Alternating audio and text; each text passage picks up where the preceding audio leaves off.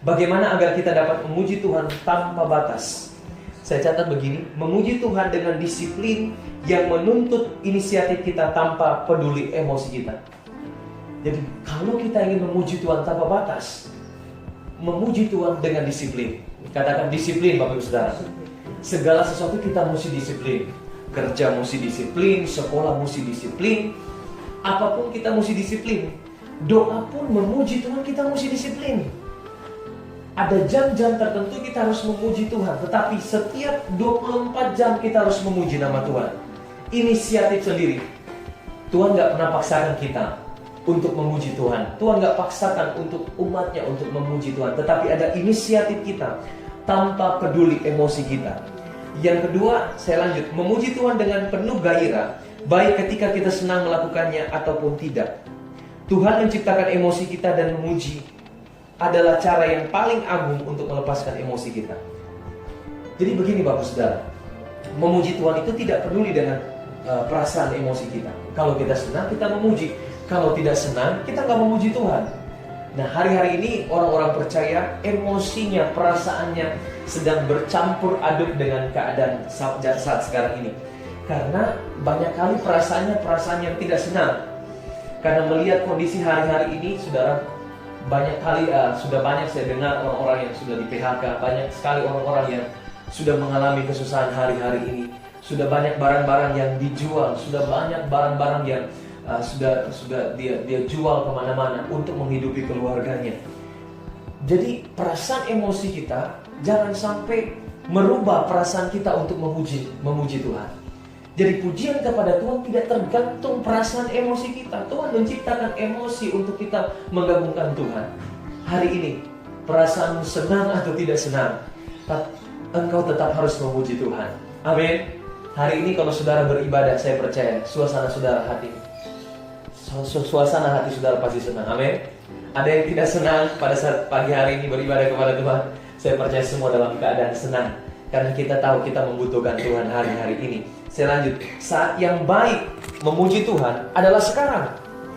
Kadang-kadang kita cenderung merasionalisasi absen kita di dalam pujian. Maksudnya begini, waktu memuji Tuhan itu sekarang, bukan besok, bukan nanti aja deh. Ke gereja itu sekarang.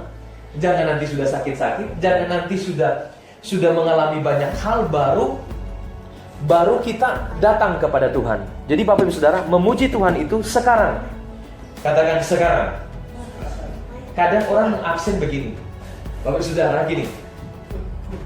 Saat dia memuji Tuhan, Tuhan kan minggu lalu saya kan sudah ke gereja, Tuhan minggu lalu kan saya sudah beribadah, Tuhan minggu lalu kan saya sudah memuji Tuhan berjam-jam, Tuhan kan bulan lalu kan saya sudah rajin sama Tuhan. Jadi kita nggak bisa mengumpul pujian kita yang minggu lalu kemudian untuk pujian kita hari ini.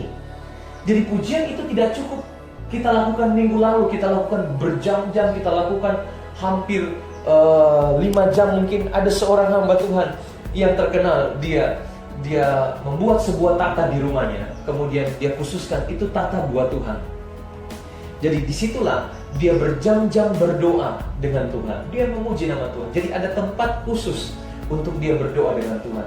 Jadi kerinduan saya, saudara, kalau ada rumah ya yang Tuhan beri, saudara, saya mau ada satu kamar khusus untuk ruang doa. Kerinduan kami seperti itu. Kalau di Cilengsi, saudara, kami cuma punya kamar satu dengan ruang tamu.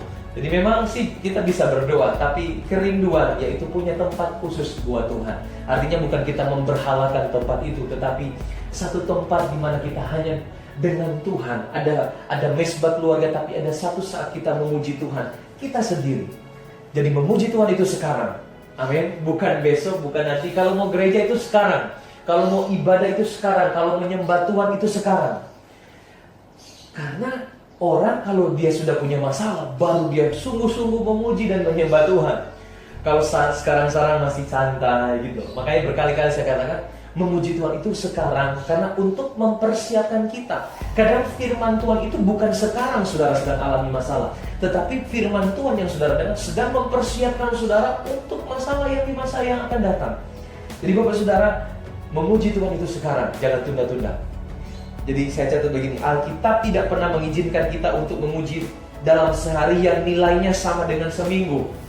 Jadi hari ini mungkin saya sebagai hamba Tuhan, wah, saya berdoa hari ini berjam-jam untuk 1 minggu ke depan. Jadi untuk minggu-minggu ke depan saya nggak berdoa lagi, karena saya sudah berdoa hari ini lama. Jadi doa kita itu tidak cukup, karena setiap hari kita perlu diisi.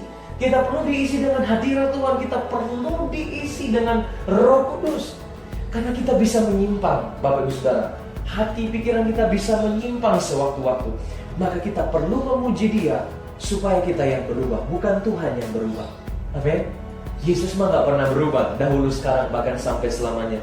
Dia Allah yang tidak pernah berubah. Amin. Tubuh manusia, saudara, ada ilustrasi depan, ada sebuah jeruk, ya. Tubuh manusia tidak mempunyai tempat untuk menimbun vitamin C. Ia akan membakarnya atau membuangnya. Jadi vitamin C itu ketika kita konsumsi itu akan digunakan. Dia akan dibakar, bahkan membuangnya. Vitamin itu untuk imun tubuh.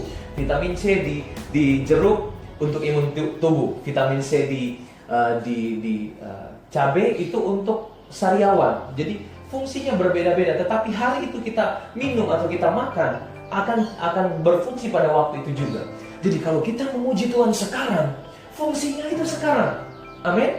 Kalau hari ini saudara beribadah, kalau hari ini saudara berdoa, fungsinya itu sekarang. Manfaatnya itu langsung sekarang. Kenapa kita memuji Tuhan? Karena kita membutuhkan Tuhan itu setiap waktu 24 jam. Makanya saya sering berdoa, Tuhan, setiap hari, Tuhan, saya perlu diisi oleh Tuhan, diisi oleh firman, diisi oleh vitamin C dari firman Allah. Saudara, ada fungsinya akan berbeda saat kita Roh Kudus penuhi kita, vitamin C-nya juga pasti akan berbeda. Saat kita mendengar firman Tuhan hari ini, maka Roh Kudus yang akan mengingatkan firman itu kepada kita. Jadi kita perlu firman dan perlu Roh Kudus, dan keduanya akan berjalan bersama-sama dan berfungsi dalam tubuh kita. Amin.